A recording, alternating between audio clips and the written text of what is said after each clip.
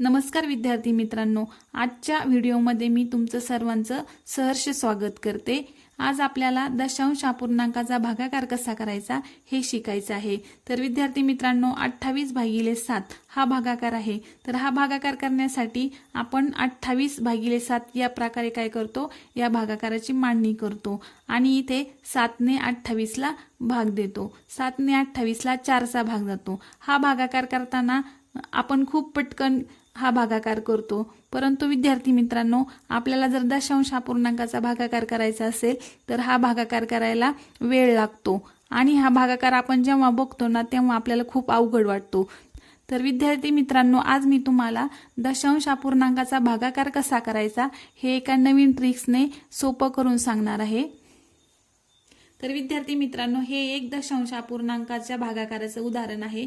तर हा भागाकार कसा करायचा, हा भागाकार करण्यासाठी आपल्याला काय करायचं, 6.25 भागिले 0.25 या प्रकारे या भागाकाराची मांडणी करून घ्यायची। प्रथम यामध्ये आपल्याला दशांश चिन्ह काढून टाकायचं आहे, म्हणून आपल्याला या संख्या पूर्णांक संख्यामध्ये मांडून घ्यायच्या, म्हणजे 625 भागिले 25 या प्रकारे याची मांडणी करायची। आता या प्रकारची मांडणी केल्यानंतर आपल्याला काय करायचं, इथं संक्षिप्त रूप देऊन घ्यायचं आहे।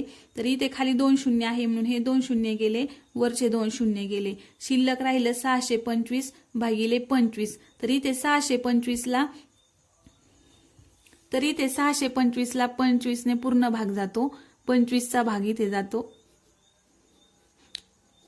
आता यानंतर दुसरं उदाहरण आहे। आता हे उदाहरण आणि हे उदाहरण दोन्ही सारखेच आहे, परंतु यामध्ये दशांश चिन्हाच्या काय जागा बदललेल्या आहेत। आता 6.25 भागिले 2.5 हे उदाहरण आहे। तर आता ह्याची मांडणी कशी करायची, 6.25 भागिले 2.5 या प्रकारे हे मांडून घ्यायचं। यामध्ये आपल्याला काय करायचं आहे, दशांश चिन्ह काढून टाकायचं आहे, म्हणून ह्यांना पूर्णांक संख्येमध्ये मांडून घ्यायचं, 625 भागिले 25।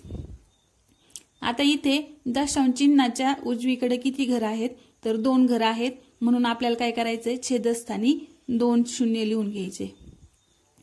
त्यानंतर छेदस्थानी दशांश चिन्हाच्या उजवीकडे 1 घर आहे, म्हणून अंशामध्ये आपल्याला 1 शून्य लिहून घ्यायचा। आता इथे यांना काय करायचा, संक्षिप्त रूप देऊन घ्यायचं।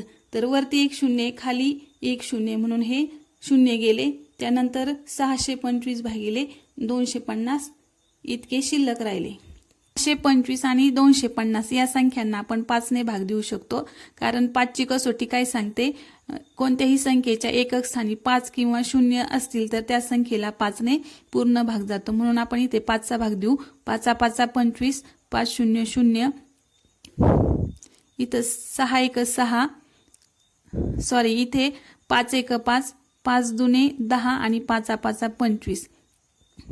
आता शिल्लक राहिले 125 भागिले 50। आता इथे पुन्हा आपण 5 चा भाग देऊ, 5 1 5 म्हणजे इथं 10 चा भाग गेला, इथं 5 2 10 आणि 5 5 25। पुन्हा इथं शिल्लक राहिले 25 भागिले 10। आता या 25 भागिले 10 या 2 संख्या शिल्लक राहिल्या, तर यांना आपण भागाकार देत बसायचं नाही। यामध्ये एक ट्रिक्स आहे। तर आपल्याला काय करायचंय, एकावरती 1 शून्य आहे, म्हणून आपल्याला काय करायचं, शेवटची जी एकक स्थानची संख्या आहे त्याच्या डावीकडे एक स्थळ काय करायचं, दशांश चिन्ह द्यायचं। म्हणजेच आता हे 25 आहेत, तर 5 च्या डावीकडे एक घर सोडून काय करायचं, दशांश चिन्ह द्यायचं। म्हणजेच आपलं उत्तर किती आलं, 2.5। या भागाकाराचं 2.5 हे उत्तर आलं। तर विद्यार्थी मित्रांनो, तुम्हाला ह्या पद्धतीने जर हा भागाकार करायला अवघड जात असेल तर आपण दुसऱ्या पद्धतीने हे गणित सोडवू। तर दुसऱ्या पद्धतीने कसं सोडवायचं हे तुम्हाला मी सांगते। कसं सोडवायचं बघा दुसऱ्या पद्धतीने।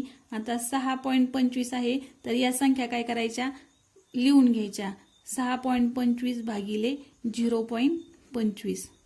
तर आपल्याला काय करायचं, यांचं दशांश चिन्ह काढून टाकायचे, म्हणून या पूर्णांकामध्ये लिहून घ्यायच्या, 625 भागिले 25। आणि पुढे काय करायचं, गुणिले चिन्ह घ्यायचं आणि वरती अंशामध्ये 1 आणि खाली छेदामध्ये 1 असं लिहून घ्यायचं। त्यानंतर काय करायचं, इथं दशांश चिन्हानंतर 2 घर आहेत, 1 आणि 2, म्हणून काय करायचं, आपल्याला तिरकसमध्ये काय करायचं, छेदामध्ये 2 शून्य लिहून घ्यायचे। इथं दशांश चिन्हाच्या उजवीकडे 2 घरं आहेत, म्हणून आपल्याला छेदस्थानी तिरकस काय करायचे, 2 शून्य लिहून घ्यायचे। आणि इथं छेदामध्ये दशांश चिन्हानंतर 2 घरं आहेत, म्हणून आपल्याला वरती सुद्धा काय करायचे, 2 शून्य लिहून घ्यायचे अंशामध्ये। आता इथे आपल्याला संक्षिप्त रूप देऊन घ्यायचं। हे 2 शून्य गेले, हे 2 शून्य गेले, आणि इथे डायरेक्ट काय करायचं, 25 ने 625 ला भाग द्यायचा। 25 625 हा डायरेक्ट 25 चा वर्ग आहे, म्हणून आपण काय केलं, इथं 25 ने भाग दिला। तर ह्याचं उत्तर किती आलं, मग 25 आलं। ह्या भागाकाराचं उत्तर काय आलं, 25 आलं। तर विद्यार्थी मित्रांनो, तुम्हाला कोणती पद्धत आवडते किंवा कोणती पद्धत सोपी जाते, त्या पद्धतीने तुम्ही हे दशांश अपूर्णांकाचा भागाकार करू शकता। तर ह्या उदाहरणामध्ये काय आहेत, ह्या दोन्ही संख्यांमध्ये समान चिन्हे आहेत। तर समान चिन्हे असल्यामुळे काय होतं, हे दोन्ही शून्य जातात, म्हणून शिल्लक फक्त 625 एवढंच राहतात। मग एक लक्षात ठेवायचं, दोन्ही संख्यांमध्ये जर समान चिन्ह असतील तर काय करायचं, त्या डायरेक्ट अशा पूर्णांकामध्ये लिहून घ्यायच्या आणि त्याला भाग द्यायचा। आता आणखी एक उदाहरण सोडून घेऊ आपण, 940 भागिले 1000। आता ह्या भागाकारामध्ये आपल्याला एक ट्रिक्स वापरायची आहे। इथे आपल्याला 940 ला 1000 ने भाग देत बसायचं नाही, तर इथे आपल्याला काय करायची, एक ट्रिक्स वापरायची आहे। तर 940 आहेत ना, तर हे 940 भागाकार स्वरूपात लिहून घ्यायचे, 940 भागिले 1000।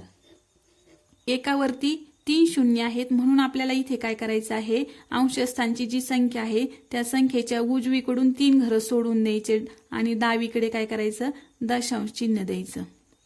घेते 3 घरं आहेत, म्हणजे हे 940 आहे आणि 3 घरं सोडायचे, 1 2 3, आणि इथे डावीकडे काय करायचं, दशांश चिन्ह द्यायचं आणि इथं 0 लिहायचा। हे आपलं काय झालं, ह्या भागाकाराचं उत्तर झालं।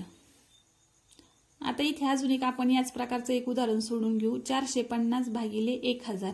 आता इथे हे 450 भागिले 1000 असे लिहून घ्यायचे। हे लिहिल्याच्या नंतर काय करायचं, आता इथे एकावर किती शून्य आहेत, तर 3 शून्य आहेत, म्हणून आपल्याला अंशस्थानची जी संख्या आहे त्या संख्येच्या उजवीकडून डावीकडे काय करायचं, 3 घरं सोडून दशांश चिन्ह द्यायचं, या प्रकारचं।